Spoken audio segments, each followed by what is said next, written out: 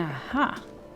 There is crystals. So this is just quartz and granite. And there really is little pockets that exist with quartz. I apparently was not in my head. Well, that is good to know. Find granite quartz, you can get some little crystals. Alright, well, obviously I was out and about looking for things, maybe get some more material for the house, and came across a different shaped ruins here. It's not like wow or anything, but it's just, I don't know, it's nice that it's different. Even it doesn't have to be big and spectacular, but it's interesting. There's a lot of roads down here, and apparently a lot of the native rocks are interacting with this particular ruins, like it's the ruins is set down one bit too much, or the terrain was not quite so level when it generated it. But hey, you know, this sort of place can be interesting if you ever need to come and get some roadblocks. Obviously also a lot of the sandstone in the area. Just figured, don't know what's underneath, and you know, there was a bunch of road stuff over here. It's looking like there's just not going to be much there. But sometimes maybe, you know,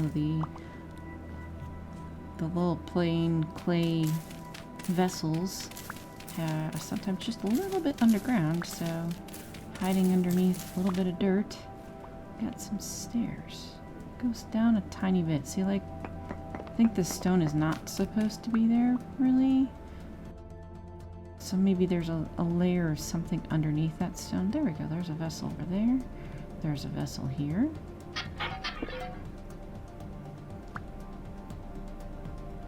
I don't think that's food. Occasionally you get something kind of different on these. Feathers, yeah, that'll be good. Baskets are nice if you don't have the baskets, need them anymore. You can just turn them into nice little cattails and stuff. It looks like we're running into rock there as well. As you know, you never know if you come across something new, if there's something underground. Like, that's kind of weird. There just happens to be a torch down there. Again, I think it's just the way the ruins interacted with the lay of the land. Obviously some of these ruined dry bricks and cobbles are still sticking out. But good to investigate while you can. Here's a little low point. Okay, there's some stone underneath here that's not native stone. That looks like a wall, like maybe there's a little underground patch. Well, that is the road, a too thick road. That's kind of interesting. Now that's 3 there. That's different. I would kind of expect like dirt or something, but no, there we go. That's what it's hiding. Looks like if you want to come and get some bony soil, this is a pretty good place to go get some. Big area here. Yep, a pretty decent amount, so well, that's something. And a lot of this roadblock, which can make things a little bit nicer in the area. Let's make sure we pick up some of this soil. I don't know if I have any need for it, but we can make our way back to our place. Alright, back down in our basement. We're on the Rusty Gear server, and I'm back at home and getting some of my stuff. I decided I like to do little cubby holes because I got one there and I got one over here. I'm going to put the ore there, and the other one's going to have the bars. I was going to do just a charcoal pit right here, but I decided why not push it back. Get the lamp turn out so you can see, and that way you can have a cubby hole there and a hallway, and then we don't have to put all this other stuff like the bloomery and all the pit kiln stuff outside, because well, I've had to start doing some shingles there. And of course that goes back into the tannery dye whatever kind of room there, because I had to start trying to figure out other parts to this house. And so I got all the aged crates lined up with some of the most abundant stuff. I moved all my rock stuff back there, another little cubby hole. Got some of the plant and miscellaneous things over here. And still got the ceilings and whatnot to try to figure out, you know, with a chisel later. That's kind of refining the look of everything. I probably have to get some more brown blocks too. But we got a ceiling here. Not too much different in the kitchen, but while I was out anyhow, found a few more vessels. I'm hoping to get all of that lined up. And we do have a little space behind there. I could put a door and do a little extra storage if I really feel like it. We'll see. Got our doors leading out to our outside bits. And I got kind of like the dining room kind of stuff done. So I got the deep arced acacia logs with the bamboo mat, you could say, on top of it. And our chalk rock. And, you know, the walls and stuff are not all done. I like the big windows. However, I'm debating putting actual glass and chiseling it, making it thin, just because you can't see very well out there. It looks good with the rest of the house, but... And our big fireplace room with a few of our goodie chests over there. And our leftover chalk stuff that I needed to go get more chalk rocks so we can do that dining-ish area. Thinking of maybe having a little walkway there, just kind of like the entryway, and then we'll have to get some wall put up over here. A little doorway, just thinking maybe like just a little balcony type of thing can look out, but you know, Mr. Ebony tree's there in the way. So we'll see about that. And I figured start with the easiest thing, the clay roofing. Just have to do fire clay, don't have to do anything else, because when you look at all the other slanted roof options, which are nice so you don't have to chisel it, slanted slate would be great.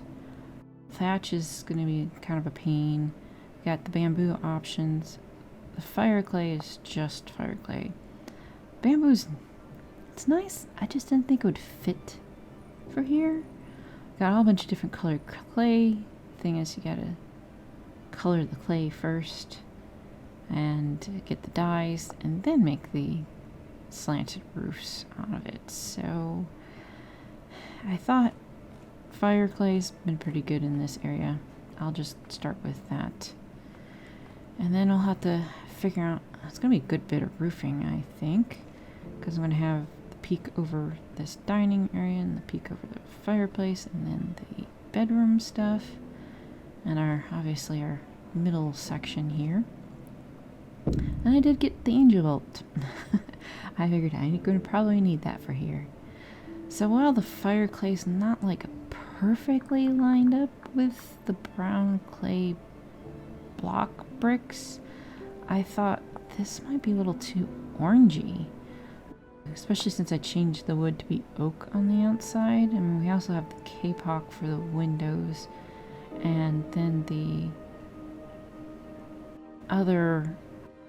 whiter wood that's, you know, not so bad. But it's kind of a little bit more on the less saturated color side. So I might need to add more to this side, depending on how we do the roof. I figured I'd just kind of let a little bit and put in there, just get an idea, and then add more if I needed to as I put in the roof. Just so I don't mess up the chalk rocks anyhow. So I'm thinking about putting like different wood outlines, like some of it's got overhangs. I wanted that to be lined up there, that's why that one is done that way. There's a tiny bit of overhang just from there, and then there's a little bit from the porch, but I didn't want any around the fireplace. This side I figured would be just fine. I might put some sort of like brackets and stuff underneath. I'll figure that out. So, slanted roofs. 3 tiles makes up the slanted roof. And we're going to need a couple other different kinds in here, but I figured, you know, let's fill this in, get a better look of it, see what may or may not want it. This is going to need the corner roof stuff, so it's a different pattern. Just got to get the right pattern for the right kind of piece you want. And this sticks out a little bit, but I think it's better than trying to work it behind it. So, you know, just kind of deal with it. Can't chisel it, unfortunately, but that's okay. Let's put a little temporary block down there. Put our little roof ridge so we can get an idea. We'll have to put a different kind of a little wooden block under there, which is fine. Got roof ridge there. Doesn't quite meet up with it, but I think that's fine as well, just because the rest of the roof is pretty solid. And then obviously we'll need a few more of those corner guys. And the right side does not seem to work. However, putting it against the left side tends to. I don't know if that's always supposed to be the case. But for me, anyhow, it always seems that if I can somehow get it on the left side, I can get that correctly in there. We need to get that one in too. I don't think we can put this in and it'll just do its thing. Yeah, I think we gotta put in the other piece first. So I'll just do that. Grab our pieces. This is why it makes the belt so nice. We can just kind of fly up through the little hole and plop that down once we get in a good position. There we go. And that kind of makes it nice and neat on the corners. Alright. And I'm thinking of getting some of that wooden beams and stuff, slanted it and put it around all the edges. But we don't have to have the roof stuff sticking out. Alright, let's get this over here, so just to see if I can figure out if this is what will work best or not. That other roofing kind of worked on the bedroom section, but I need to make sure it works everywhere anyhow. I think this needs to be not down, and again, I'm not having it go out over the edge just because I'll use wooden beams to do the edging, just simply because, well, we can't chisel the slanted blocks. It'd be nice if we could, but maybe there's a mod at some point. I don't know. Let's get this past here so we can get a good look at it. Alright. I think that'll work. It doesn't cover up too much of that. And now I need to go get a whole bunch more shingles so we can finish off the roof and stuff. Thanks for watching, and see you next time.